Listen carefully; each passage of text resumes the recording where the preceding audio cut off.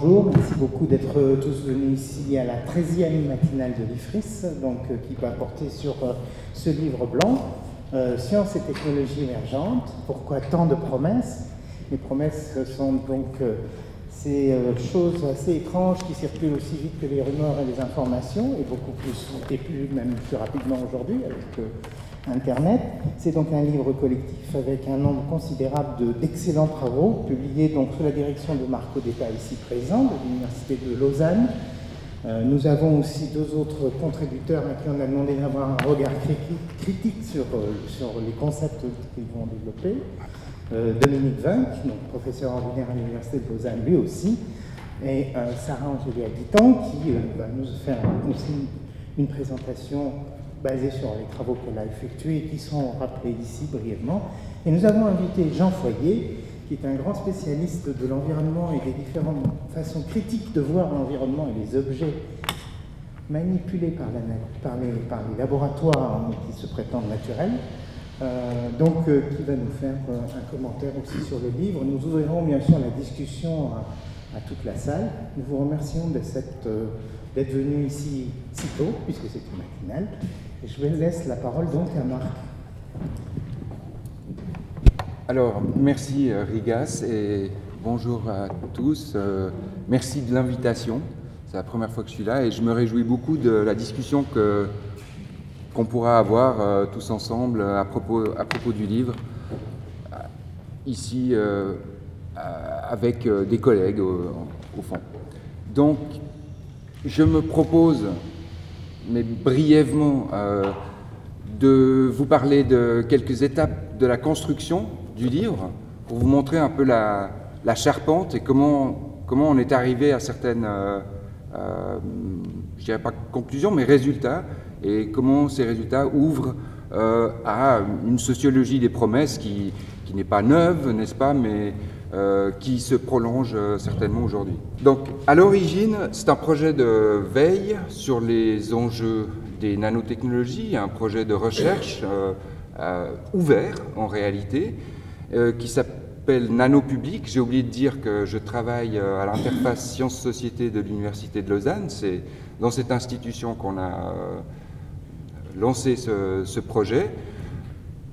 Fin des années 2000, donc on n'est pas très en avance par rapport aux nanotechnologies, mais on se propose de faire une recherche, comme je l'ai dit, de veille et on a un séminaire de recherche qu'on appelle « Reconfigurer l'humain, point d'interrogation, promesses technologiques et changement social ». On a bien aimé le caractère un peu désuet de l'expression « changement social » pour contraster avec les promesses technologiques. Et on ne croyait pas si bien dire en invitant des collègues, on ne savait pas encore qu'on publierait le livre, eh bien le thème des promesses revient sans cesse. On s'apercevra peu de temps après que de nombreuses équipes en Angleterre, aux États-Unis, à l'Arizona State University ou en France peut-être à l'École des hautes études, d'autres collègues ou d'autres équipes qui se sont penchées sur les nanotechnologies en sont venus petit à petit à se focaliser sur les promesses.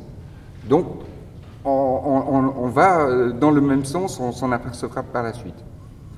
Et manifestement, les nanotechnologies se sont avérées un terrain très très propice à la production et à la circulation de promesses et à la compétition même entre différentes promesses.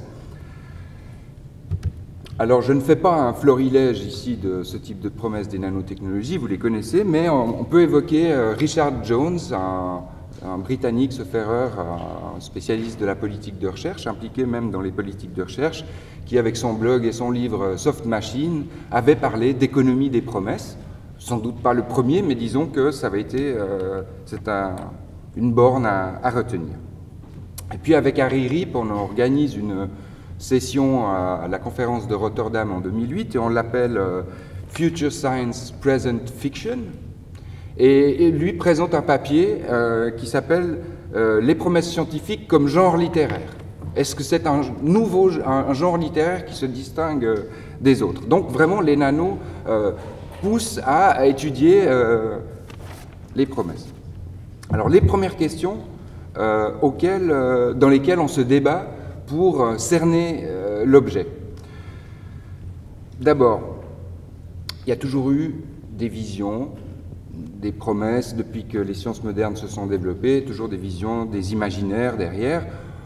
On cite souvent Francis Bacon, dans lequel il y a les idées de nouveaux matériaux, nouvelles espèces, prolonger la vie, augmenter les capacités physiques et cognitives, mais j'aime bien citer Aldous Huxley aussi, puisque son livre « Le meilleur des mondes » est une réaction satirique aux visions futuristes de ses collègues comme le généticien et son ami également Haldane. Alors il y a toujours eu des promesses, donc c'est pas ça qui est nouveau. Sont-elles plus exagérées aujourd'hui que par le passé, un passé récent ou même un passé plus ancien?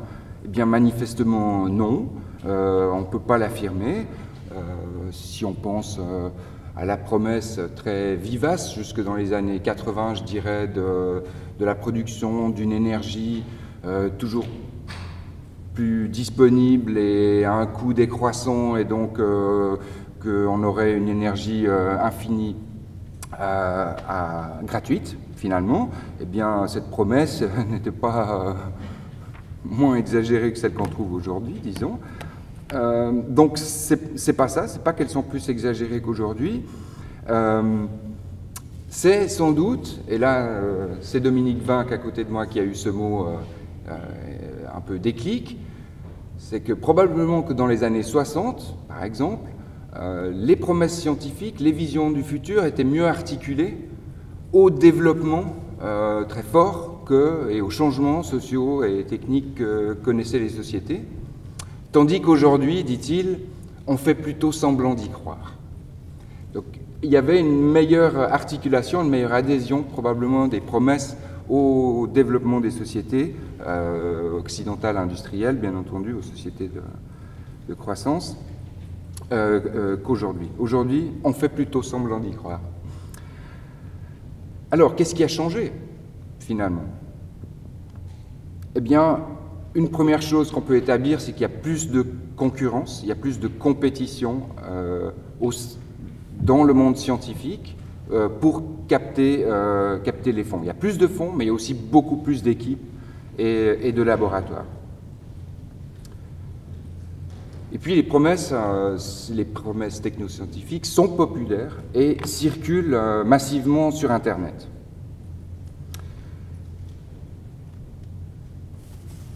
Alors, le deuxième type de question qu'on s'est posé, c'est comment est-ce que le régime actuel s'est mis en place, puisque je crois que c'est la première chose que le livre établit, et heureusement on avait dans le projet quelques grosses pointures qui avaient déjà étudié le sujet, donc sur qui on pouvait se baser. Alors j'aime bien citer Bernadette Massoud-Vincent pour son livre « Les vertiges de la technoscience ». Là, dans le livre, elle signe un chapitre qui fait l'hypothèse ou qui se pose la question, est-ce que c'est vraiment une société tournée vers le futur, ou est-ce que c'est plutôt le présent qui écrase tout, et les promesses témoignent d'un hyper-présent qui absorbe tout. Et bien sûr, c'est cette seconde hypothèse qu'elle montre à partir des travaux de Hartmut, sauf erreur. Mais dans Les vertiges de la technoscience, Bernadette Massoud-Vincent montre comment les promesses technoscientifiques, ou en tout cas le système de financement des technosciences, en est venu à dominer l'ensemble du système de la recherche. Et puis Pierre-Benoît Joly a un chapitre dans un livre publié en 2010 en hommage à Michel Callon lors de son départ à la retraite, qui est un chapitre en anglais qui parle d'économie des promesses technoscientifiques. Donc, sur cette base, on a en effet ce qu'on a appelé un régime des promesses. Un régime n'est pas une institution, c'est pas en dur, ce sont des processus qui, si rien ne vient les interrompre, s'alimentent et se poursuivent. Je crois que c'est la première thèse du livre. Alors, comment ce régime s'est mis en place et ce régime s'est-il emballé récemment? Ce sont le deuxième type de questions qu'on s'est posé dans ce livre, mais je dis tout de suite que ma vision des choses ne reflète pas la richesse qu'il y a dans chaque chapitre et l'indépendance que les chercheurs et chercheuses ont pu avoir dans leur abord de la question. Alors, il y a la présence très tôt, dès la fin des années 90, des pays émergents et les pays développés se posent la question combien de temps les grands laboratoires vont rester chez eux. Et on a l'économie de la connaissance, des politiques qui, je pense qu'on peut le dire, le financement de la recherche technoscientifique n'a pas connu la crise, puisqu'elles sont vues par les politiciens comme des politiques anticycliques, de relance de la croissance, la recherche utile, l'innovation, etc. Alors là, on a probablement quelque chose qui est lié à ce financement de la science pour la compétitivité et la croissance économique. Mais plus fondamentalement que ça, les travaux de nos collègues Haro van Lente et Harry Ripp, déjà dans les années 90, ainsi que des collègues anglais, vont montrer que à chaque fois qu'on ouvre un programme ou des fonds qui sont alloués aux équipes scientifiques sur une base compétitive, on crée un artefact dans lequel les promesses se donnent. Et c'est vraiment l'idée que c'est un marché.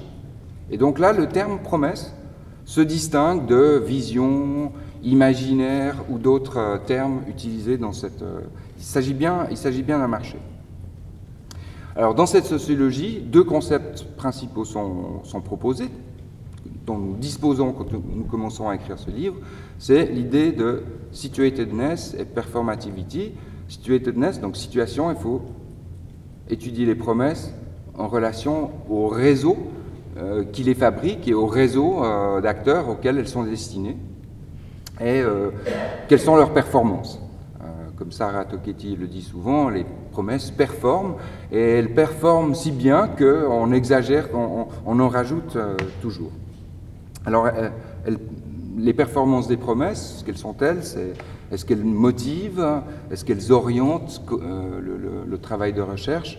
Est-ce qu'elles parviennent à créer des alignements d'acteurs en faveur de...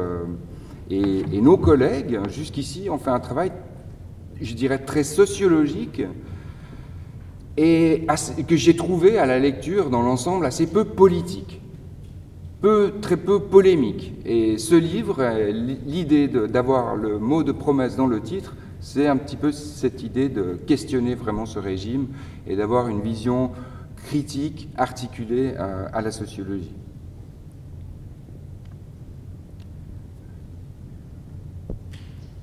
Donc, en effet, un des facteurs qui semble important dans la mise en place de ce régime et le fait probablement qu'il s'est emballé, c'est d'avoir créé des instruments toujours plus gros de financement de la recherche scientifique et technique.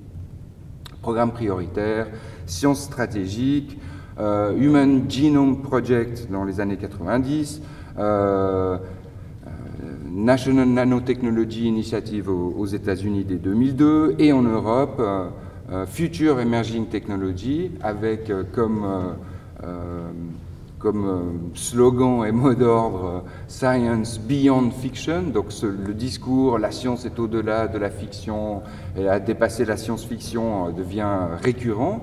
Et dans le cadre de ce programme, Future Emerging Technology, est financé le Human Brain Project que va remporter l'institution qui est juste à côté de la nôtre, l'École Polytechnique Fédérale de Lausanne, avec une surenchère de promesses et une exagération manifeste qui nous a vraiment frappé, nous qui étions aux premières loges, donc dans la presse en Suisse romande, constamment. Et ce projet a été très fort dans la façon de débiter les promesses dans tous les domaines. Et bon, ils ont remporté le milliard, on va dire, mais immédiatement une controverse s'est déclenchée parmi les neuroscientifiques du projet et en dehors du projet. Et cette controverse met en évidence également comment ces financements sont attribués. Et un chapitre est consacré à cette question. Il y a 2 chapitres sur les neurosciences, disons.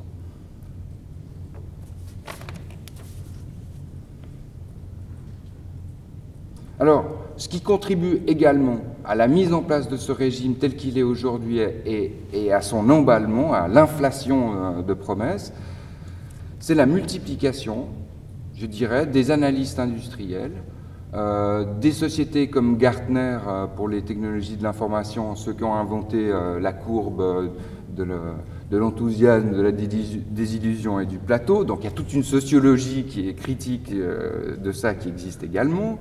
Les magazines business et technologie qui existent en ligne et qui se sont multipliés, et les départements de communication des laboratoires. J'aimerais bien avoir plus de données chiffrées à ce titre-là. Notre collègue Mathieu Quay, je ne suis pas sûr de son prénom, mais il a aussi mis le doigt sur cette question, et probablement qu'il faudrait étudier ça de plus près. En tout cas, chez nous, c'était manifeste, ces départements ont gonflé. Donc il y a un marché spéculatif des promesses qui se surimposent finalement à la recherche et l'innovation, ou, comme le dit Harry Rip à sa façon à lui, il y a une course aux promesses qui finalement se joue pour elle-même, et donc a perdu un petit peu le fil et n'est plus articulée à ce qui se passe vraiment dans les laboratoires. Donc, le système déborde. Ce n'est pas qu'il y a un trop-plein de promesses, parce que le mot débordement, je l'utilise dans le sens de Michel Callon, mais le régime des promesses déborde sur l'ensemble du système de la recherche, et pas seulement de la recherche scientifique et technique. Dominique en dira un mot. Et les promesses les plus futuristes sont vraiment faites parfois pour des buts à très court terme, et visent des réseaux qui ont des intérêts à très court terme vis-à-vis des fonds disponibles pour la recherche sur une base compétitive.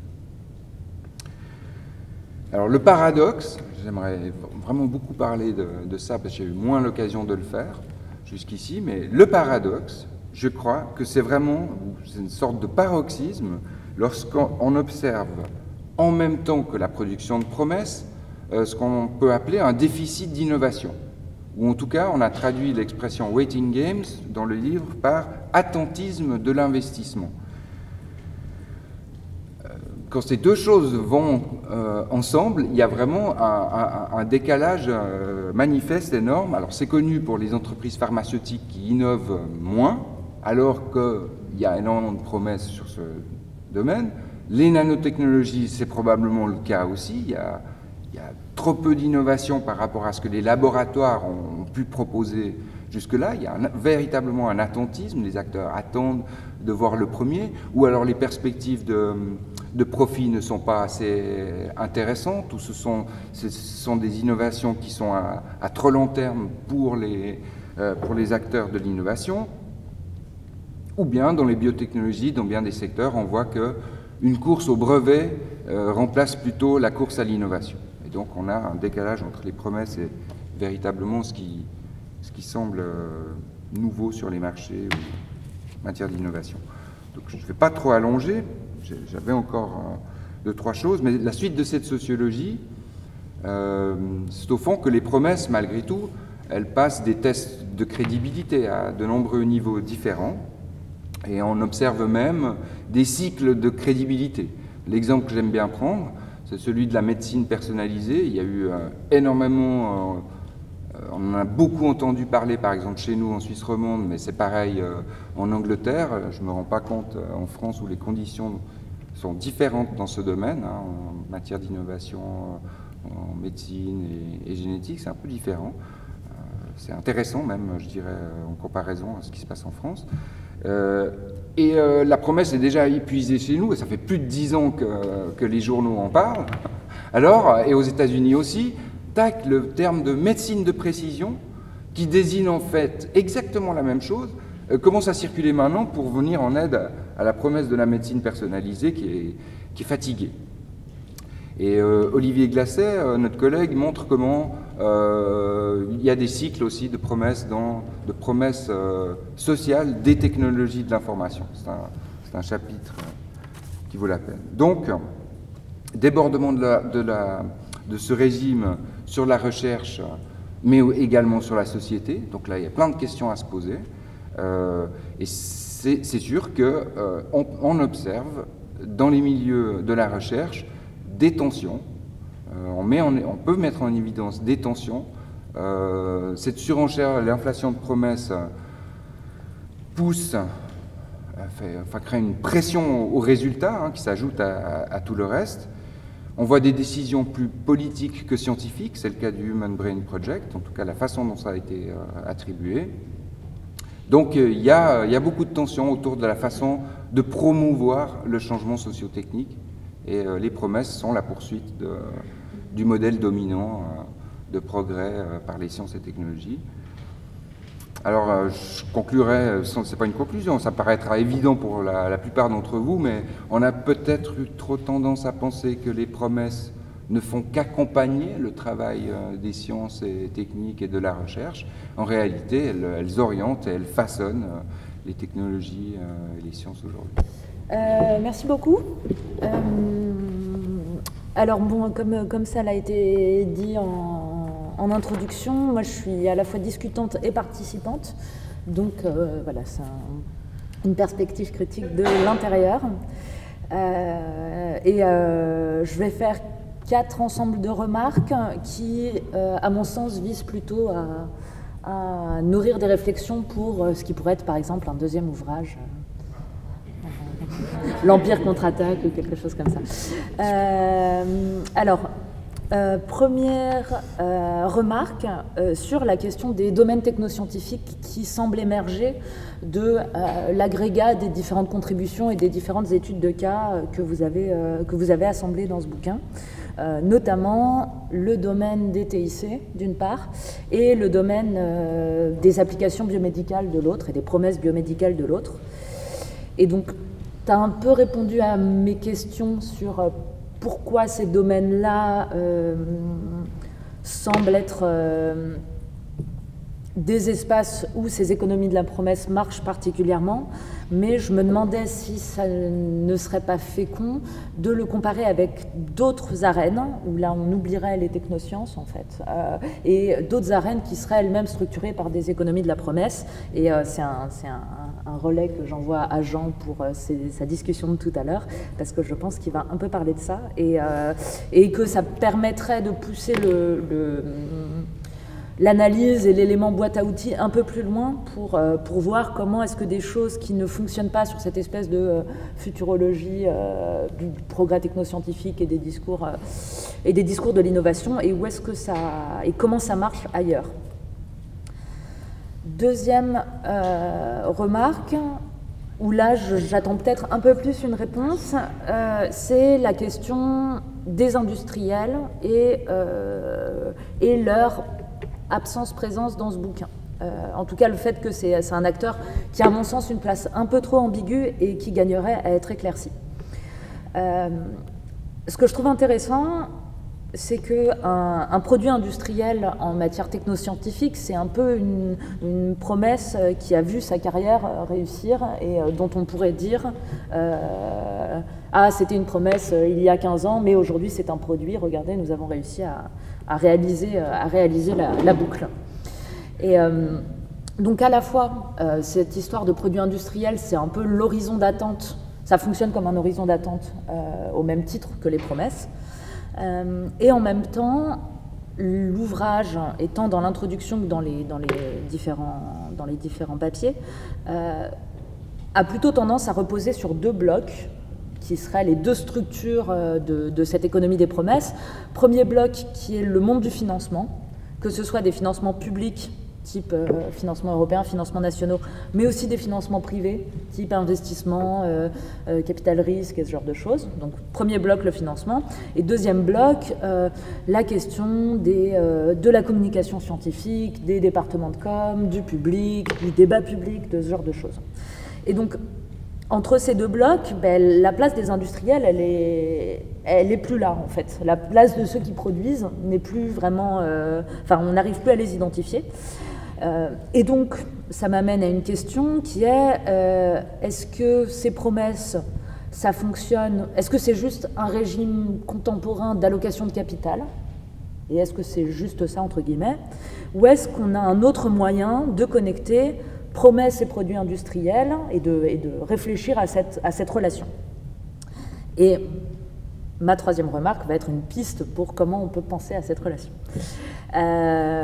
Et cette piste, c'est par exemple de s'étonner, à mon sens, de la coexistence entre des promesses et des produits qui sont des réalisations même considérées comme imparfaites, etc., de ces promesses. Par exemple, les nanotechnologies, aujourd'hui, c'est à la fois une promesse et des produits déjà réalisés. Et je trouve que quand on voit que les choses coexistent comme ça, on peut réfléchir aux promesses comme des ressorts de production sociale d'ignorance, en gros, et de comment elles permettent de détourner le regard, les instances, les financements, les institutions, etc., de ces produits qui existent, dont la question de la régulation se pose avec beaucoup de difficultés, dont la question de ce que cette régulation suggère en termes de relations entre les industriels et les pouvoirs publics censés les réguler, enfin bref, le monde assez compliqué de l'économie réelle et de la régulation des produits technoscientifiques, et comment les promesses fonctionnent comme à la fois un écran de fumée et un espace de circulation d'argent et de ressources et d'intérêts qui crée de la diversion par rapport à ces questions de beaucoup moins hype et révolutionnaires de comment on régule et comment on gère les dégâts induits par ces technosciences. Donc j'en termine avec ma dernière critique qui va venir discuter de l'ambition critique et polémique de l'ouvrage. Et je pense que moi, ce qui m'aurait intéressé, c'est peut-être de ne pas se cantonner à la question des promesses, qui me semble être, je veux dire, c'est à la fois critique, mais en même temps, comme c'est un point assez familier, je pense que les acteurs en sont assez habitués à ce type de critique. Mais ce serait de lier la promesse avec la question des dégâts de l'innovation et de, globalement, l'aggravation de tout un tas d'enjeux, enjeux environnementaux, enjeux sanitaires, et que s'adresser aux promesses en parlant des dégâts et des dangers induits par ces technologies et leur progrès me semble être un moyen de ramener à la fois un peu d'opposer un peu de matérialité et un peu de réalité, de ramener des principes de réalité face à toutes ces choses-là. Voilà. Merci de m'avoir écouté. La thématique que je voulais développer un peu plus spécifiquement par rapport à l'ouvrage est un bout de réponse à la première des remarques que faisait Sarah concernant comparaison éventuellement avec d'autres secteurs. Puisque dans l'ouvrage, je me suis attaqué à un autre domaine qui n'est pas biotechnologie, nano, technologie d'information et de la communication, mais qui sont les sciences humaines et sociales.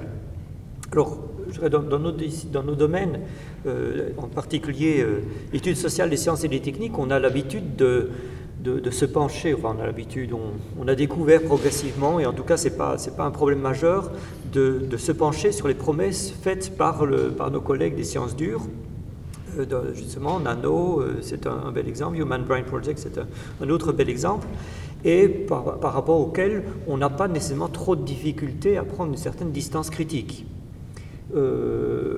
Ça devient parfois un peu plus compliqué parce que, en général, quand on se met à étudier ces développements-là, si on veut le faire de façon un peu sérieuse, on a intérêt à s'approcher des acteurs concernés, en particulier rentrer dans leur laboratoire, rentrer dans leur débat, et comme ça n'est jamais facile, on se retrouve souvent à devoir faire un certain nombre de compromis, et du coup notre distance par rapport à la fabrique des promesses est elle-même un petit peu compromise. Donc même si a priori la distance n'est pas trop problématique, dans les faits, le fait de se retrouver comme chercheur embarqué dans ces domaines-là commence à soulever des questions qui sont rarement traitées. Je pense même de la part d'un certain nombre de collègues qui ont contribué à cet ouvrage, il leur a été plus facile de faire comme s'ils n'étaient pas trop embarqués pour parler des promesses des autres que de remettre dans la scène de la réflexion le fait qu'ils étaient quand même un petit peu dedans aussi. Et quand je dis ça, je ne jette pas la pierre sur mes collègues, puisque pendant une dizaine d'années, je travaillais sur nanosciences, nanotechnologie, et je faisais de l'observation dans des labos. Je me retrouvais dans des instances de décision sur les politiques, parfois nationales, dans ces questions-là. Donc j'étais pareil dans la même situation. N'empêche que ce que j'ai publié sur les nanos ne remettait pas ça trop en scène. Cela dit, ces questions de promesses, c'est pas que dans les sciences dures que ça se produit. Si on regarde ce qui se passe dans nos disciplines, c'est un peu pareil, même si c'est peut-être moins manifeste, moins démonstratif, parce que déjà on a plus de difficultés à montrer des objets fabuleux ou à faire des promesses fabuleuses de guérison, de bien-être grâce à un environnement technologique, etc.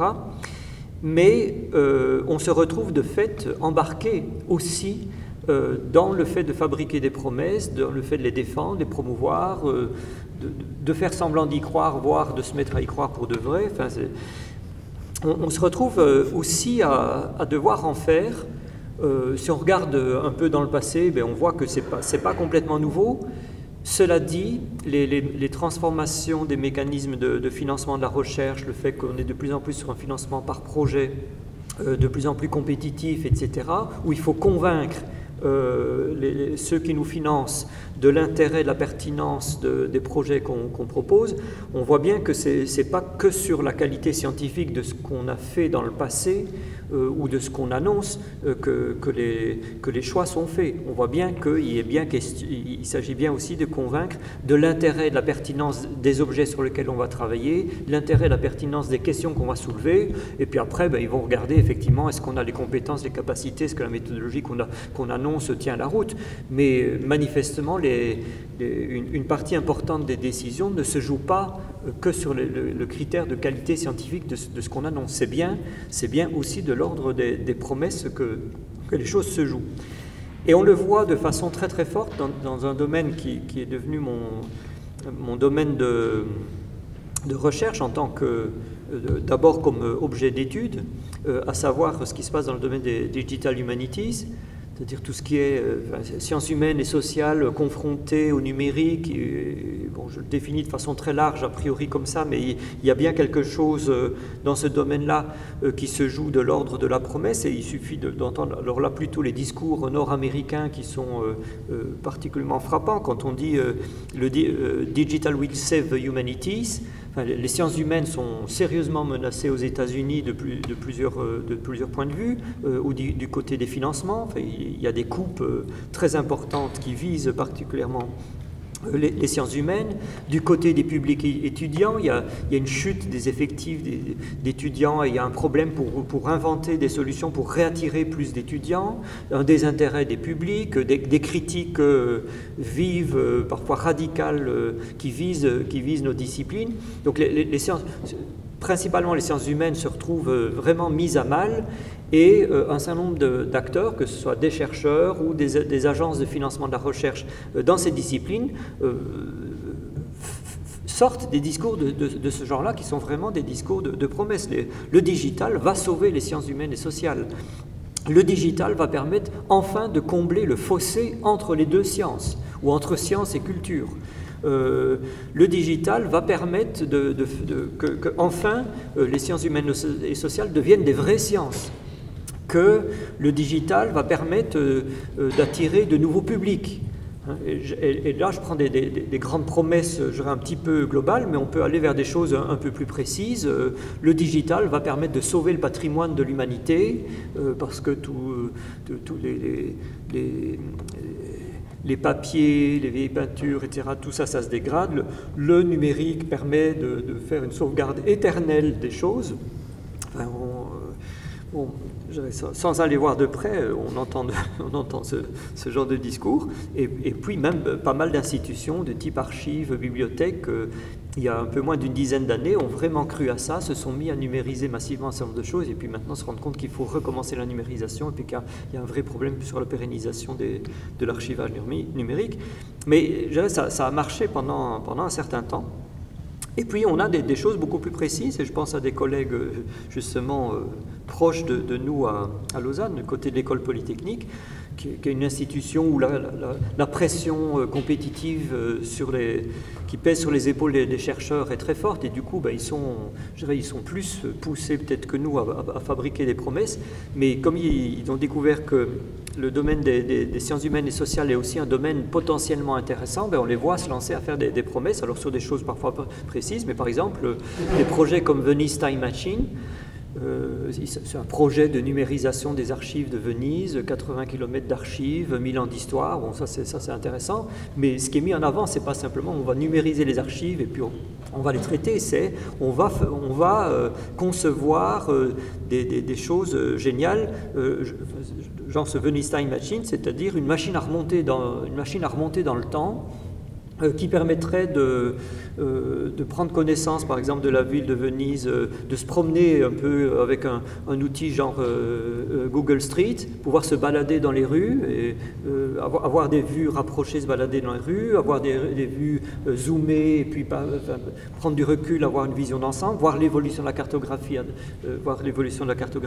mais avoir un curseur supplémentaire qui n'est pas seulement circuler dans l'espace ou rapproché, éloigné, mais aussi dans le temps, de dire tiens, j'aimerais bien voir cette rue-là, 14e siècle, 12e siècle, etc. Enfin, voilà, et c'est présenté comme ça, et même c'est mis en image. La technologie pour le faire est loin d'être au point, mais il y a déjà une mise en scène qui fait que c'est comme si c'était déjà là ou presque là. Il n'y a plus qu'à réaliser le code derrière pour que ça se fasse. Il n'y a plus qu'à numériser les 80 km de bouquins manuscrits, d'archives manuscrites. Donc on a la fabrication de promesses qui concernent nos disciplines, qui touchent nos disciplines. Alors parfois, là en l'occurrence, c'est encore facile de les pointer du doigt parce que c'est des collègues d'à côté, c'est des ingénieurs qui se lancent sur nos, qui se mettent à marcher sur notre plate-bande, donc c'est encore assez facile de les critiquer. Mais nous-mêmes sommes dans la même position, c'est-à-dire il s'agit de convaincre aussi des organismes financiers que ce qu'on va faire va permettre d'apporter un certain nombre de choses, et on se met nous-mêmes à fabriquer des promesses par rapport à nos disciplines de sciences humaines et sociales. Et je pense que là, il y a un point intéressant aussi pour avancer la réflexion qu'on a amorcée dans l'ouvrage, mais qui mérite d'être prolongée, à savoir, mais qu'est-ce qu'on fait, nous, par rapport, comment on va traiter ces promesses que nous fabriquons nous-mêmes. Et je dirais, moi-même, à titre individuel, je suis dans une position encore plus délicate, puisque je me retrouve directeur d'un laboratoire en humanité digitale, qui n'était pas mon domaine. Je suis arrivé là pour observer ce qui se passe dans ce domaine-là en disant c'est très intéressant, et puis les chers collègues en sciences humaines et ingénieurs voulant travailler ensemble mais ne sachant pas dialoguer, trouvant un sociologue qui passe par là, qui a l'habitude de faire de l'interdisciplinaire, hop, voilà, je me retrouve à la tête du machin. Donc je me retrouve à devoir vendre le truc, à devoir chercher des sous et puis à exagérer franchement des choses. Bon, j'ai pas encore vraiment réussi à y croire, donc ça... C'était pas convenu dans notre collaboration. Mais ça pose question, et en même temps, ça continue à être mon objet d'étude, de rendre compte de qu'est-ce qui se passe dans ces dynamiques. Voilà. Donc voilà, c'est un point, mais il me semble que c'est un point important si on veut avancer dans le décodage et la compréhension de ces mécanismes à fabriquer des promesses. C'est aussi de ne pas nous mettre en dehors du jeu, de voir qu'on y contribue et parfois qu'on est pris en plein dedans et qu'il faut probablement réinjecter ça dans nos réflexions. Et juste un tout petit mot complémentaire sur la question de l'absence des industriels, c'est très juste. Mais en même temps, sur le cas des sciences humaines et sociales, enfin Digital Humanities, je dirais, ils sont là en plein. C'est même la référence. Nos collègues à l'école polytechnique, leur concurrent, c'est pas nous, c'est pas les chercheurs de l'université, c'est pas nous le concurrent. Leur concurrent, c'est Google. Et Google, c'est bien une industrie construite sur la base de 40-50 ans de résultats de la recherche en linguistique, en sociologie des réseaux, en scientométrie. Enfin, le fonds de commerce de Google, ça vient quand même de nos disciplines. Donc, on voit bien que nos disciplines, c'est pas que des choses à fabriquer de la critique, ça fabrique aussi des produits, des services industriels. Et voilà, je pense que c'est aussi tout à fait pertinent de réinjecter cette question de la place des industriels, même par rapport à nos propres disciplines. Ok. Donc merci de l'invitation à discuter cet ouvrage, qui m'a semblé, dont à mon avis un des principaux avantages est de présenter un peu tout le kit analytique de la promesse.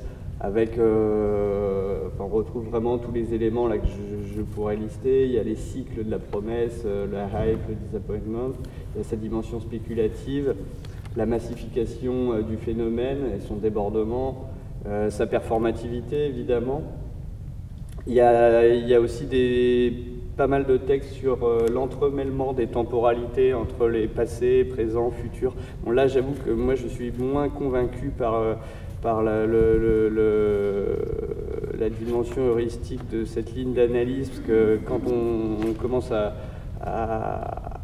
justement essayer de démêler les temporalités, je trouve que c'est vraiment un des objets les plus glissants en sciences sociales, les temporalités.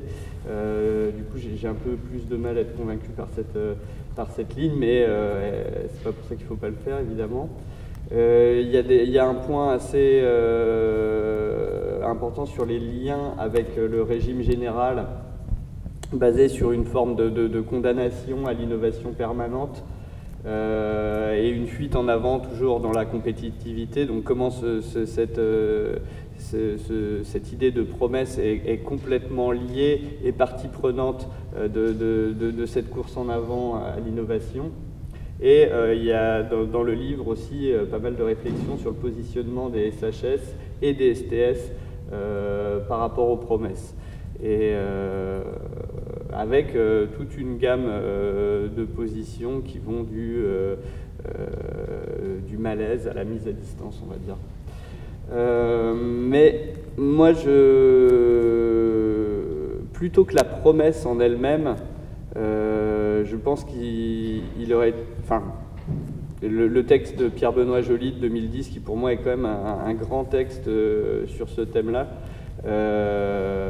vraiment un article qui a su compacter vraiment l'intérêt et bien décortiquer la promesse, sa rhétorique,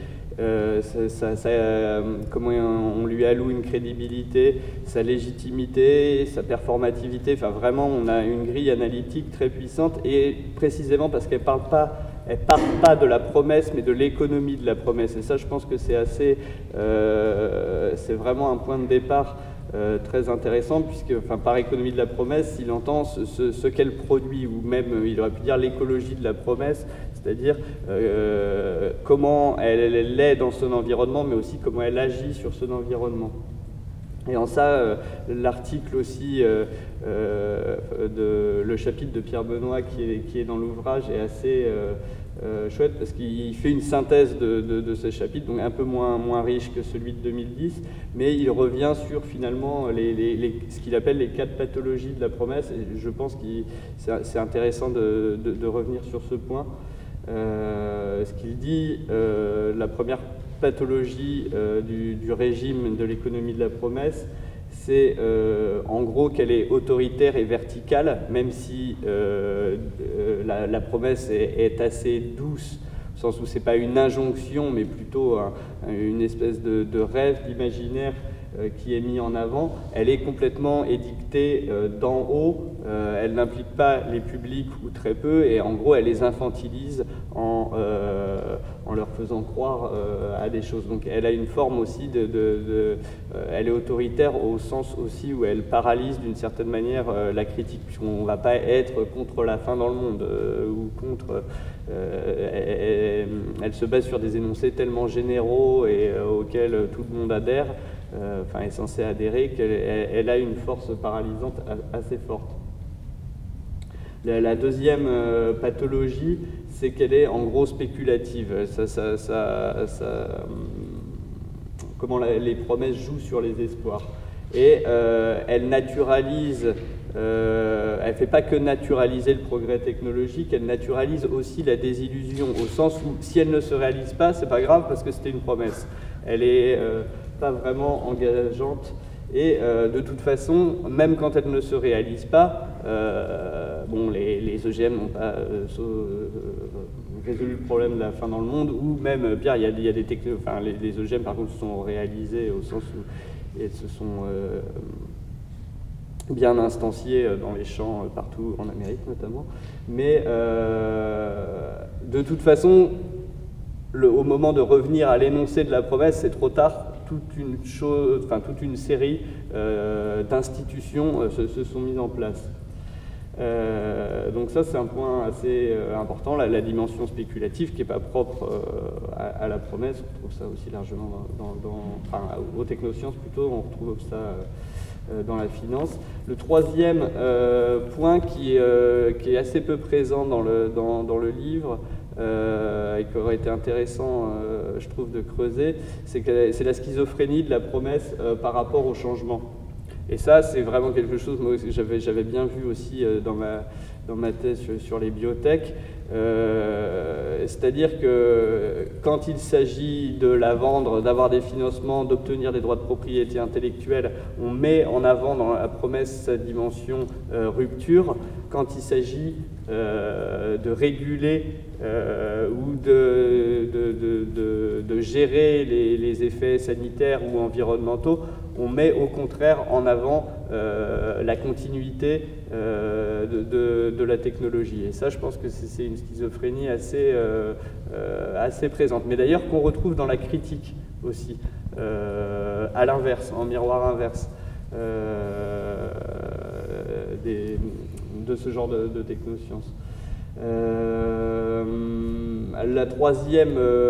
La quatrième pathologie est la capacité de la promesse à invisibiliser certaines choses et bloquer des voies,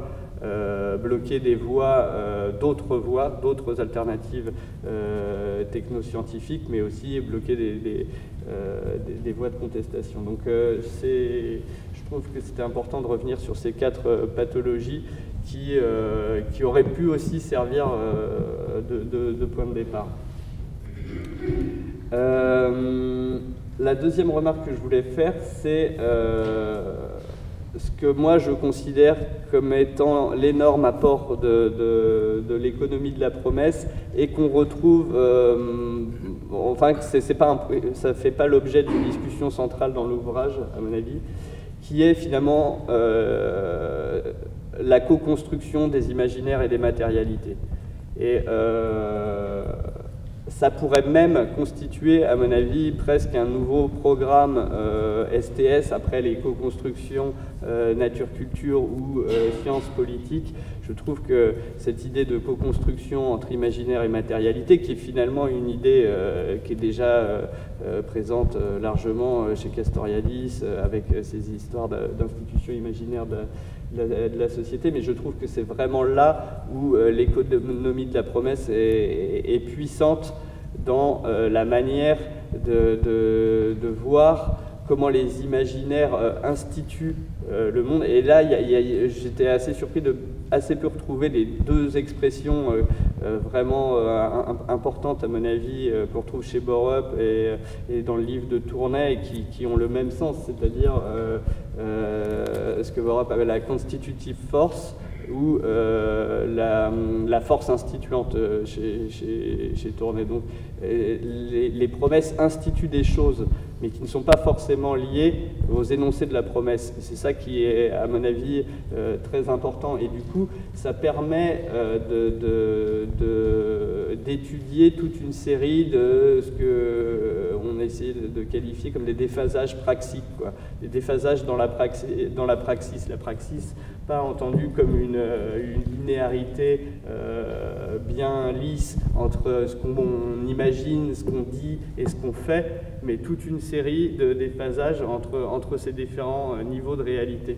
Et je pense que ça, c'est vraiment une force. Alors il y a l'article de Sacha Love que je trouve vraiment très, très bien sur la loi de Moore. On voit moins en fait là on voit vraiment le pouvoir instituant de la promesse, et on voit vraiment l'entremêlement des imaginaires et des matérialités, des programmes économiques. On voit comment tout ça est mixé. Il parle de mix, mais c'est vraiment ça.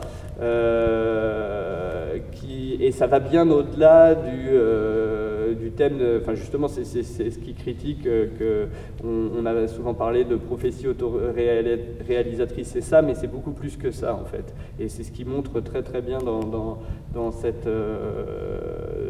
chapitre. Par contre, la promesse s'étant réalisée d'une certaine manière, on voit moins ces effets de déphasage praxique justement.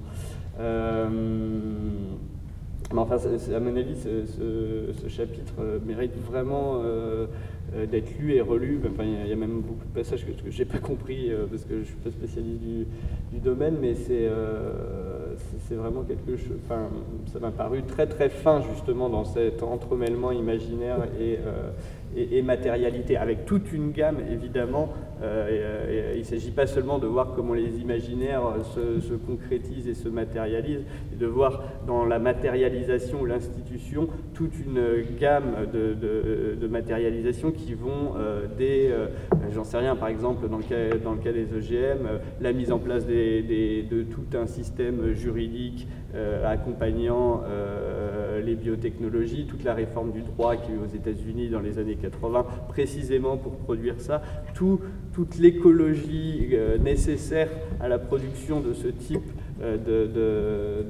d'objets qui est mise en branle. Donc c'est des discours, c'est des institutions, c'est des règles, c'est des acteurs qui se mobilisent, et tout ça pour produire une plante OGM qu'on retrouve dans un champ et qu'on peut voir comme la matérialité finale, mais c'est toute cette gamme qui est intéressante. Alors nous, avec Valérie Boisvert, on s'est vraiment interrogé justement pour parler de ces déphasages praxiques sur l'emploi du terme de performativité qu'on emprunte à la linguistique, mais qui des fois qui ne correspond pas tout à fait à la définition linguistique. Parce que dans la définition linguistique, je pense qu'il y a un rapport entre l'énoncé et ce qu'il fait.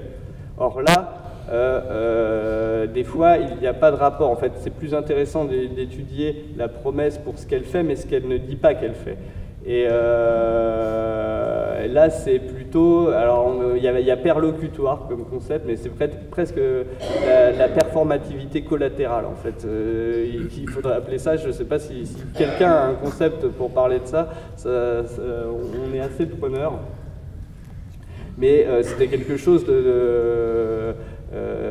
d'assez évident dans le cas de ce qu'on a étudié. Nous, en fait, justement, on a transposé le cas de l'économie de la promesse dans le milieu de l'innovation politique, on peut dire, en développement et en environnement. Où là, je suis au Bourget pas mal en ce moment pour la COP, là, c'est la foire. c'est la foire aux promesses environnementales et alors bon, avec la Climate Smart Agriculture étant le summum et il y a toute une par exemple dans les effets non énoncés, et il y a énormément de requalification finalement de choses préexistantes, quoi.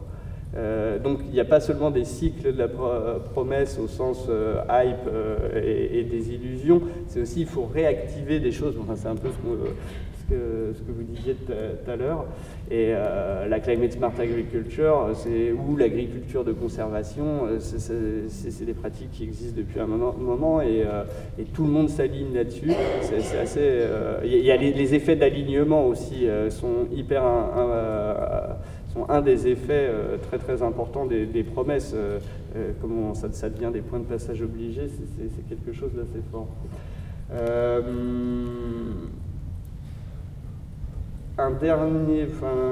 Deux derniers points peut-être. Il y a différents niveaux de promesses aussi. Il faut essayer de distinguer différentes strates de promesses.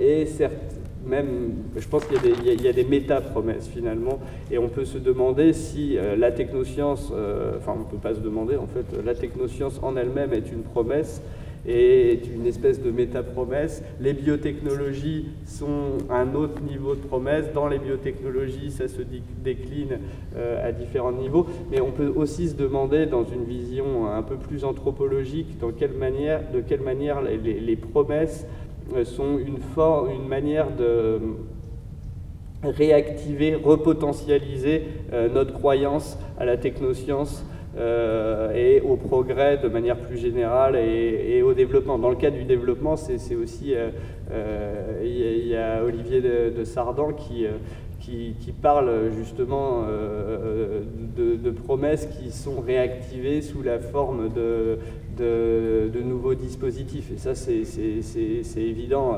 Là, le RED+, qui est un dispositif qui a été mis en place dans le cadre du régime climatique en rapport avec la forêt, et on voit bien qu'il n'a pas fonctionné, mais on va réinventer un dispositif pour réactiver cette croyance dans le développement.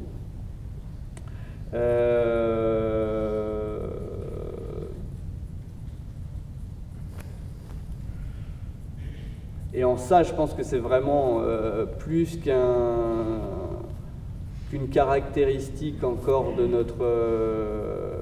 du régime technoscientifique, c'est une caractéristique même de moi ce que j'appelle l'hypermodernité technoscientifique, c'est-à-dire vraiment faut le lier à l'époque de manière plus générale, enfin cette espèce de modernité tardive complètement dominée. Ça a un côté comment dire, pas mythologique mais totémique, quoi. Les promesses ont ça relève des grandes croyances collectives, des grands mythes de la modernité, en gros. Voilà, donc sur la possibilité d'extrapoler, d'exporter l'économie de la promesse, j'ai donné quelques pistes. Nous, on l'a fait et c'était vraiment très performant de le faire. En sociologie politique, sur les innovations politiques, ça marche aussi beaucoup comme ça, avec toujours des nouveaux dispositifs, mais qui sont là aussi pour relabelliser des choses existantes. Et voilà, quoi, en gros. Par rapport au livre, moi je trouve qu'il y a beaucoup d'études de cas, et en ça c'est une très bonne synthèse d'une littérature qui existe déjà, et puis comment on peut le mobiliser dans le cadre d'études de cas très divers sur les technosciences. Et c'est déjà un très grand apport, mais j'ai quand même une petite frustration par rapport à l'apport précis de l'ouvrage par rapport à ce qui existe et ce qui existe déjà dans la littérature. Et c'est pour ça que j'aimerais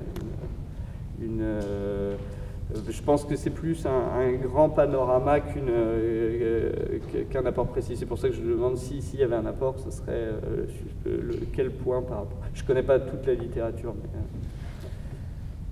voilà, merci. Merci bien. Je remercie beaucoup Jean d'avoir fait l'exercice de haut vol. Et pour peut-être ajouter, moi j'ai été fasciné par le livre parce qu'il a tout d'un coup matérialisé par plusieurs des articles des choses qu'on dit de manière un peu décousue. C'est-à-dire qu'en fait il y a une sorte de discours commun qu'on partage, par exemple notre crainte vis-à-vis de la prise de position politique, qui est le sujet de Sarah dans son article. Là, quand on étudie les sciences et les techniques, on a une sorte de retrait, notre engagement et notre retrait qu'a souligné Dominique, l'ambiguïté extrême de nos discours qu'a souligné Marc, et ce malaise que tu viens d'évoquer, Jean, à la fin, et à mon avis fait partie de cette... précisément, ça permet de matérialiser dans les pages déjà, et ensuite de signaler quels sont les domaines où ça marche mieux que d'autres. En fait, c'était aussi la question que posait Sarah. J'ai un peu l'impression que l'inflation dont vous parlez dans le livre, l'inflation de promesses, est moins reliée à cette hypermodernité technoscientifique qu'à la réalisation technique de choses qui, il n'y a pas très très longtemps, étaient considérées impossibles, étaient annoncées comme impossibles, alors qu'elles existaient dans les laboratoires, qu'elles étaient présentes. C'est-à-dire qu'en fait, il y a un faux semblant, une fausse promesse de virtualité, alors qu'en fait, ça existe. Tout le discours qu'on porte sur les promesses technologiques porte sur la technologie, pas sur l'aspect scientifique ou sur la partie recherche. C'est plutôt sur les adaptations. Quand on va à Dubaï, on a l'impression très exactement de ça. On monte sur Burj Al Arab, pas aux 900 mètres en haut, tout en haut, mais à mi-chemin, autour de 500 mètres d'altitude, il y a une terrasse avec des jumelles qui vous permettent de visualiser exactement ce que racontait Dominique. C'est-à-dire qu'on voit le désert, il y a 50 ans, il y a 30 ans, il y a 10 ans, c'était encore beaucoup le désert déjà. Encore, je veux dire, et aujourd'hui, avec les tours, les voitures, le monde, etc., ce monde minéral qui a remplacé le monde de sable et de vent et de mer, puisque Dubaï, c'est au bord de la mer. Et en fait, ce n'est pas des choses très nouvelles, c'est des choses qui existaient dans les labos, disons, dans des zones confinées. Et je me demande si l'inflation dont vous parlez, de promesses, n'est pas liée à cette accélération due au fait que comment on fait pour sortir ces choses plus vite. Et le rapport aux entreprises, du coup, est essentiel. La circulation des promesses, elle n'est pas simplement facile parce que c'est du discours, elle est aussi plus facile parce qu'elle est portée par les entreprises. Et non par les scientifiques eux-mêmes. D'où peut-être notre malaise. Sur ce commentaire, je vais peut-être laisser la salle peut-être faire quelques interventions et ensuite vous allez, les contributeurs vont pouvoir répondre, ou même Jean. Bonjour, j'ai deux petites questions, enfin pas forcément ces petites. Une première qui concerne le fait que les cycles d'innovation se sont accélérés progressivement et c'est presque exponentiel ce cycle d'accélération de mise sur le marché des innovations. Et en parallèle, les promesses se retrouvent confrontées au fait que ces innovations ne répondent pas aux enjeux ou aux promesses qui étaient mises en avant. Et donc vous avez parlé du fait de réactivation de promesses. Est-ce que vous avez étudié le rapport entre le renouvellement des promesses et les réactivations? Est-ce qu'il y a une tendance qui s'est dégagée? Est-ce qu'on est plus du domaine du renouvellement des promesses et on passe d'une promesse qui n'a pas marché à une autre promesse, ou est-ce qu'on recycle, on passe de la médecine personnalisée à la médecine de précision? Qu'est-ce qui se dégage de façon tendancielle? Mon autre question, c'est par rapport au changement social, où moi j'ai plutôt l'impression qu'on est dans une logique de statu quo au niveau de la décision politique, où finalement personne n'a trop envie de changer les choses. Des ruptures technologiques, on ne les attend pas forcément, parce que ça peut impliquer aussi des ruptures au niveau social. Et vous parliez d'attentisme des acteurs industriels, par exemple. Est-ce qu'il y a un réel attentisme? On voit qu'il y a des masses financières colossales qui ont été développées par des grands groupes comme Apple ou Google, et qui du coup sont sont des moteurs dans l'innovation. Par exemple, Google investit beaucoup sur le transhumanisme. Apple investit beaucoup sur la médecine personnalisée. Et en parallèle, on a des biohackers qui se développent, donc un système de start-up. Est-ce que c'est un phénomène vraiment nouveau? Entre les deux, effectivement, il y a de l'attentisme. Les groupes traditionnels, eux, attendent que quelque chose se dégage et pouvoir prendre le train quand on est sûr qu'il va dans la bonne direction.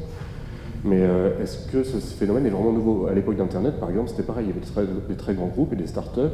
Les start-up se sont fait avaler par les grands groupes. Et entre les deux, il y avait l'économie traditionnelle qui a mis un peu de techno dans ses pratiques classiques, mais qui a attendu que que la bulle explose, que ça soit vraiment quelque chose d'un peu établi. Donc, est-ce qu'on est dans un phénomène vraiment nouveau à ce niveau-là? Merci. Une question, parce que vous avez évoqué un moment la capacité de la réalité, entre guillemets, à éprouver en fait ces promesses. Une fois que les produits sont disponibles, etc., ils subissent le fait d'être en circulation, et immédiatement les promesses peuvent cesser d'être effectives et la déception peut arriver.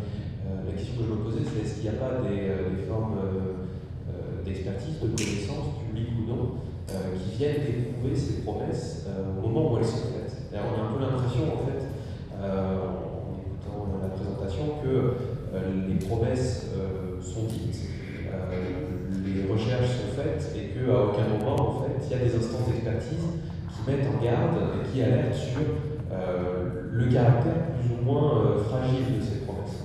Alors j'imagine qu'il y a quand même bien des formes de savoir et d'expertise critiques, non, associatives, publiques, même privées, qui peuvent venir à différents instants éprouver ces formes de... Oui, j'ai une question au sujet finalement de la définition de l'innovation qui ressort en creux de toute cette réflexion sur les promesses.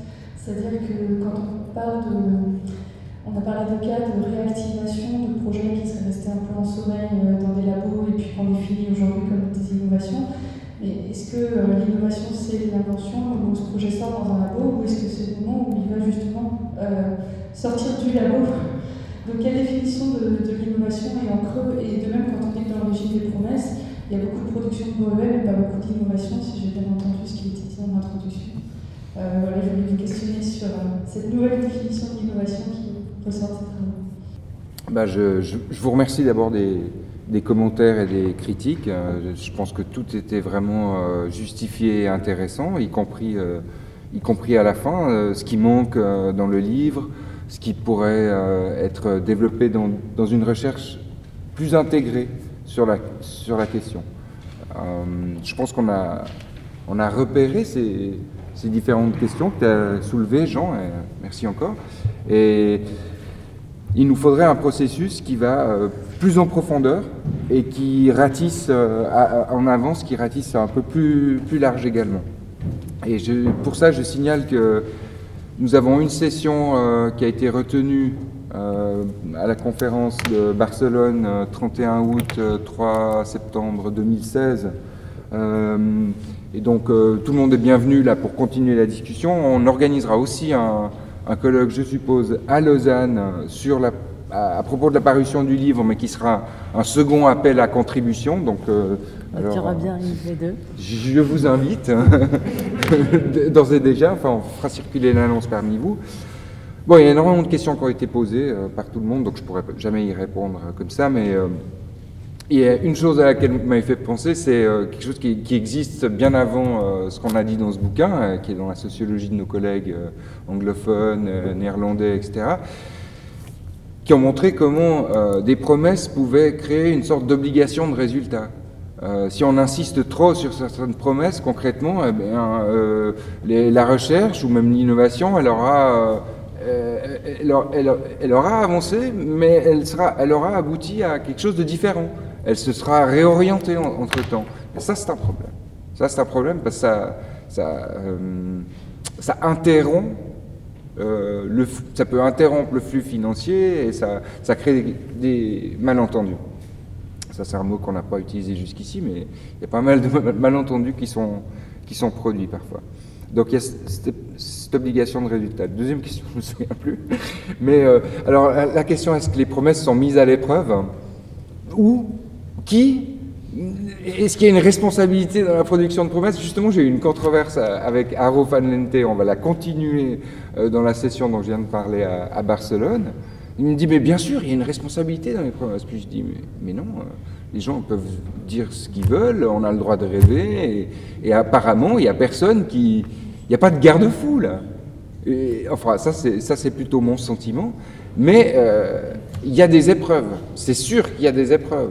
Mais je pense que c'est plutôt des épreuves de réalité qu'un sens critique qui est exercé. Au contraire, j'ai l'impression qu'il y a une complicité de tout le monde, y compris la nôtre, comme Dominique l'a souligné. Enfin, on peut nous-mêmes être complices des promesses parce qu'elles nous donnent du travail, en quelque sorte, hein, sociologue des sciences et techniques.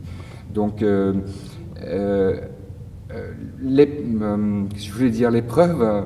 Non, elle ne se passe pas parce que tout le monde est un peu complice, on en profite. Les scientifiques qui vivent, enfin les gens qui sont dans les laboratoires, qui sont généralement beaucoup plus prudents que les entrepreneurs scientifiques dont c'est le travail de promouvoir les choses, ils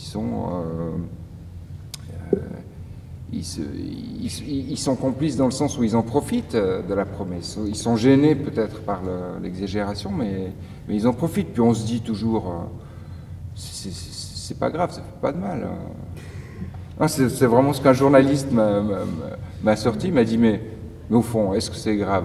Alors là, j'ai dû lui sortir la liste des problèmes qu'on a évoqués ici qui se posent. Et puis alors le décalage avec l'innovation, ou la définition en creux qui ressort de l'innovation, on a moins développé ça, mais bon, je prends l'exemple des nanos, que peut-être que j'ai manqué une étape.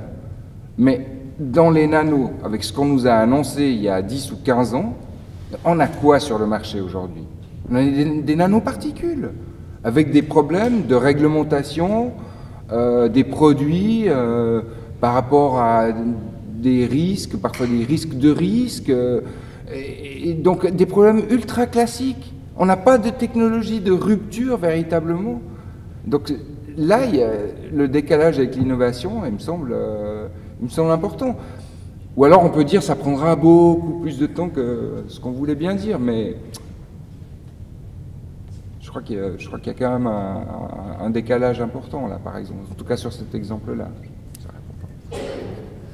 Moi, je voulais juste réagir à ta question sur l'expertise face aux promesses, etc. Moi, j'ai consacré ma thèse à des dispositifs qui essayent de prendre en charge les risques de la biologie synthétique en amont, c'est-à-dire avant qu'elle se développe, donc ça boucle assez bien avec ce thème des promesses. Et j'ai l'impression qu'en effet, il y a, dans ce que performent ces promesses, c'est aussi tout un ensemble d'espaces institutionnels et d'arènes qui se mettent à se professionnaliser et à s'organiser autour de ces choses-là. J'en citerai quelques-unes. La démocratie technique et ces dispositifs me semblent être clairement quelque chose qui s'est professionnalisé et institutionnalisé autour des promesses. Amenant quelque chose comme une injonction à participer à un public, je veux dire, devant contribuer à ces espèces d'espaces hybrides et à nourrir les imaginaires, etc. Et ce qui m'a intéressé, c'est comment justement ces espaces de démocratie technique, ils arrivent très vite en première ligne de ces dispositifs, mais quand on regarde, il y a un gouffre avec les espaces plutôt type agence, évaluation des risques et espaces réglementaires en gros, qui eux ont quand même besoin de matérialité, ont besoin de données qui sont souvent produites par les industriels dans des processus de production plus classiques, et donc qui vont être ceux qui vont réinsister sur les continuités avec les précédents produits. Donc en fait, sur la biologie synthétique, quand les agences d'évaluation des risques européennes se sont réunies, elles ont quand même tracé des grosses continuités avec les OGM, considérant que il y avait du buzz et des promesses, que eux, tant que les choses n'étaient pas réalisées, on allait voir, et pour ce qui était un peu réalisé, ça ressemblait beaucoup aux OGM, donc on ferait pareil. Donc voilà, je pense que tous ces dispositifs-là, si ce n'est qu'ils se prétendent se mettre en place très en amont pour être vraiment dans la prévention, et c'est aussi ça, la prévention des risques des sociétés de la connaissance, j'ai l'impression qu'ils sont habités de l'ambiguïté et des déphasages dont parlaient Jean. Ouais. Sur ce thème, moi je pense quand même il y a des épreuves majeures qui sont liées à dans la société civile. Il y a quand même des technologies qui ont été contestées et qui sont contestées en temps réel. Dans ma thèse, j'ai beaucoup suivi par exemple une ONG canadienne assez peu connue qui s'appelle ETC Group, qui fait de la veille technologique, qui s'appelait RAFI avant, et qui suit en temps réel les choses et qui donne un argumentaire clé en main à l'ensemble de la société civile et qui est généralement très repris. C'est eux qui étaient vraiment très à la pointe sur la contestation des OGM, même si avec un déphasage dans le temps. Mais après, sur les nanos, l'essentiel de l'argumentaire de la société civile, excepté PMO plus radical, c'est eux qui sortent cet argumentaire. Sur la biosynthétique, ils sont là, même sur les dispositifs que moi j'ai étudiés, sur la bioprospection, donc il y a quand même des argumentaires faits en temps réel par des gens très compétents qui connaissent très bien les dossiers. Le truc, par contre, qu'on a, et ça c'est complètement présent aussi dans le cadre de Pierre Benoît, dans l'article de 2010, où il dit que les promesses génèrent des contre-promesses, en fait.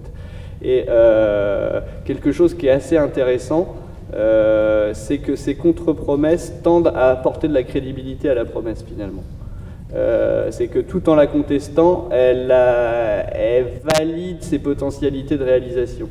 On le retrouve aussi chez les nanos ou sur le transhumanisme.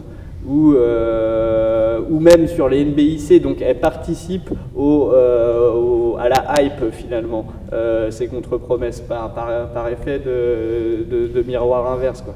Sur les NBIC, il y a des gens qui critiquent, qui en parlent et tout, quand on va faire des choses quand on regarde un petit peu ce qui se passe sur le terrain.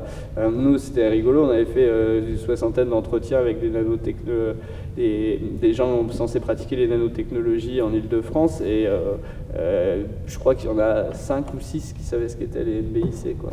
Donc bon, ça participe de la contre-promesse tend à gonfler, et ça c'est assez intéressant.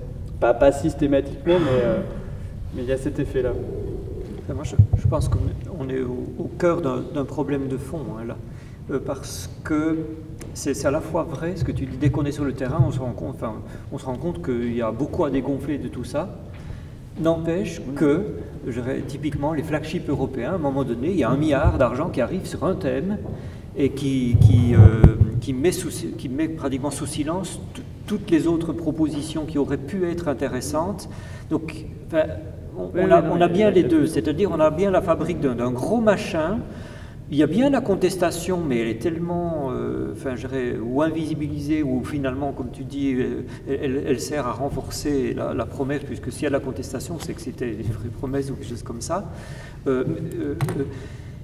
Mais ce machin-là existe, et je pense que c'est ce qui fait le plus le problème. Alors le problème, on le voit bien, quand on va dans les labos, on voit sur Human Brain Project, il y a quand même une réaction, un grognement terrible dans les labos, dans les disciplines qui sont concernées par ça, en disant mais c'est pas possible ce machin-là. Dans les nanos, c'est la même chose. Quand j'arrivais dans les labos 2003, etc., les gens qui objectivement en faisaient disaient mais non, mais nous, nano, non, ça ne nous intéresse pas. Ou bien en disant oh oui, mais on a toujours fait ça, il y a toujours une dimension nanométrique à nos objets.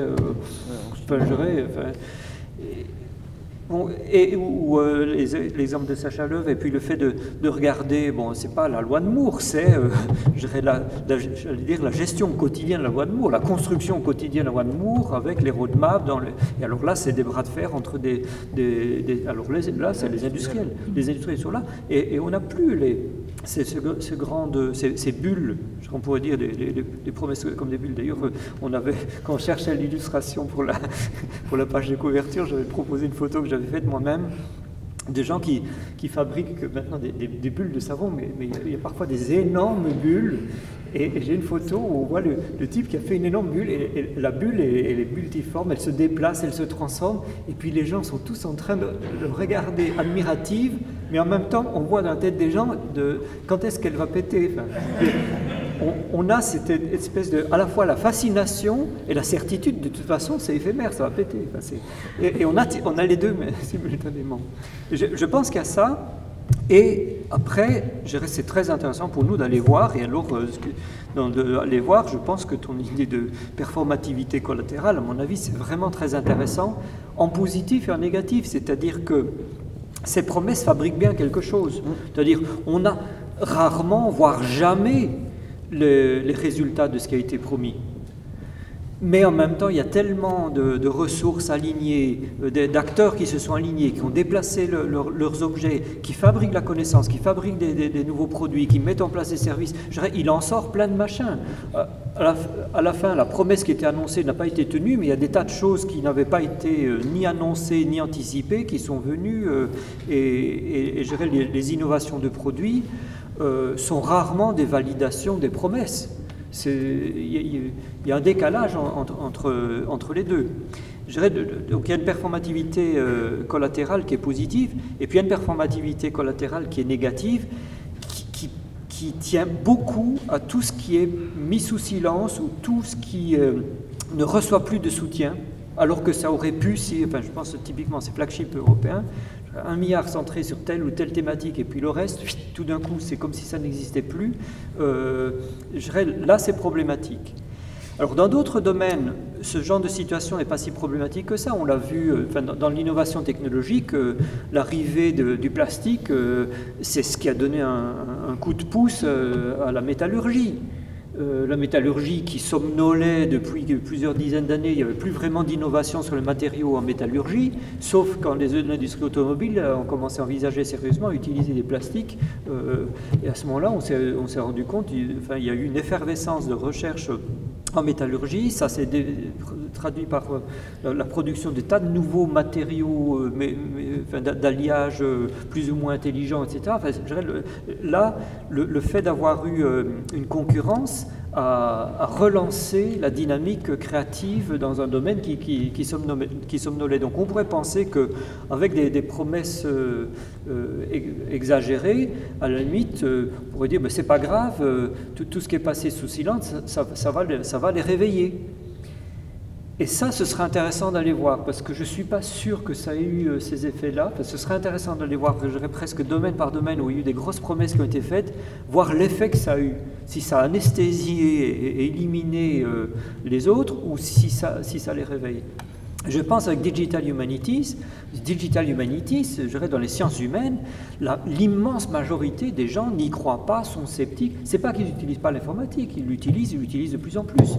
Mais cette histoire-là, ça leur paraît un truc un peu externe, un peu étrange, un peu exagéré, un peu gadget. Donc il y a une critique de fond qui est là, qui ne s'exprime pas beaucoup parce que c'est difficile de faire passer ça dans les médias. C'est quand même mieux d'aller montrer des choses qu'on permet de faire waouh quand on voit une démo, mais dire non, les vieilles méthodes de l'herméneutique, etc. Enfin, c'est difficile de vendre ça dans les médias. En même temps, ce serait intéressant de vraiment regarder de près ceux qui sont attachés à ces vieilles méthodes, en quoi ça les booste à inventer quelque chose de nouveau, avec ou pas du digital, mais ça ce n'est pas la chose importante, mais ce serait intéressant d'aller voir ce que ça produit. Je pense que cette idée de performativité collatérale, je pense que c'est pas du tout c'est bien vu, et je pense que même le terme lui-même est peut-être bien choisi. Et juste sur la question accélération des innovations, du cycle d'innovation, alors ça c'est pas du tout évident. Ça ce serait vraiment, il faudrait vraiment se donner un peu des critères un petit peu froids par rapport à ces questions-là, parce que à part des choses qui ont l'air manifestes, notamment dans les technologies de l'information et de la communication, on a l'impression qu'on a vraiment une vitesse incroyable de nouveautés qui sortent les unes derrière les autres. Mais si on regarde les secteurs traditionnels, c'est pas du tout évident. Si je pense par exemple à l'industrie automobile, ils ont accéléré, raccourci le cycle de conception des voitures. Au lieu de faire 8 ans pour concevoir un nouveau modèle de voiture, ils le font en 4 ans. Mais d'un nouveau modèle de voiture à l'autre, ça ne donne pas l'impression qu'on a accéléré quoi que ce soit.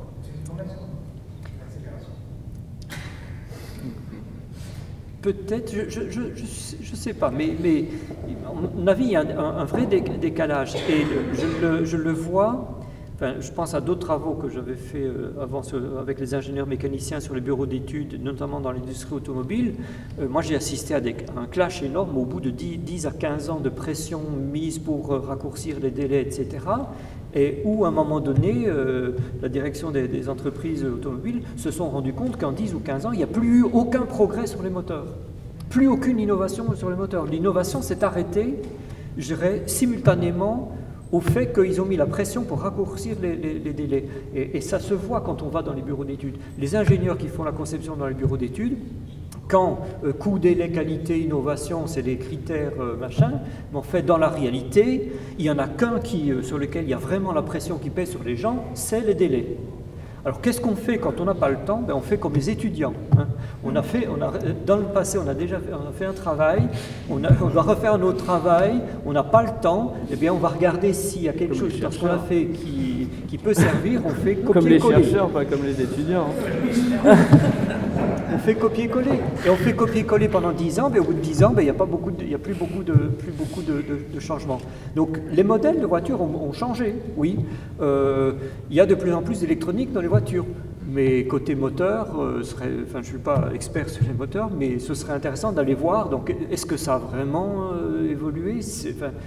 Donc il y a peut-être des choses un peu des arbres qui cachent la forêt et que la forêt, elle ne change pas si vite que ça.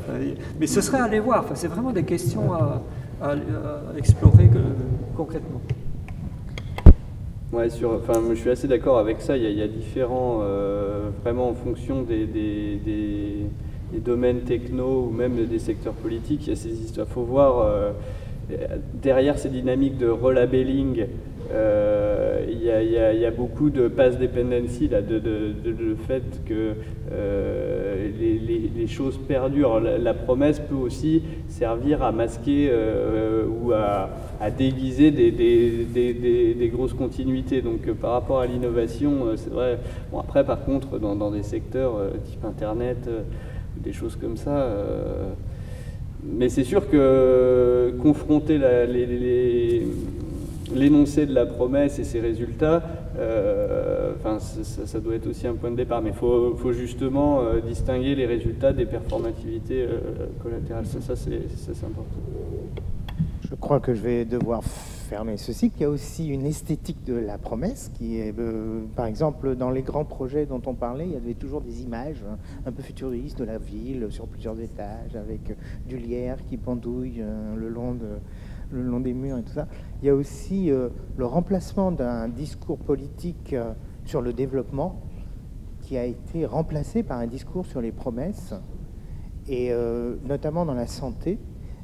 Et en Afrique, c'est extrêmement porté par des ONG qui se transforment en bureaux d'études, qui travaillent pour les gouvernements et qui portent une promesse de la santé pour tous, l'éducation pour tous, qui est relayée dans les organismes internationaux. Et je me demande si ça ne devrait pas faire partie des sujets de votre prochain livre. Voilà. Je vous remercie donc pour cet très intéressant débat. Et je vous invite donc à l'année prochaine, au moment de la prochaine Assemblée Générale de l'IFRIS. Il y aura une série de conférences, et non pas une matinale à proprement parler, au mois de janvier, le 27 janvier. Et j'espère ici même dans les locaux du CNAM, peut-être pas dans cet amphithéâtre. Je vous remercie pour vos interventions et votre excellent travail de lecture et de discussion. Merci bien. Merci.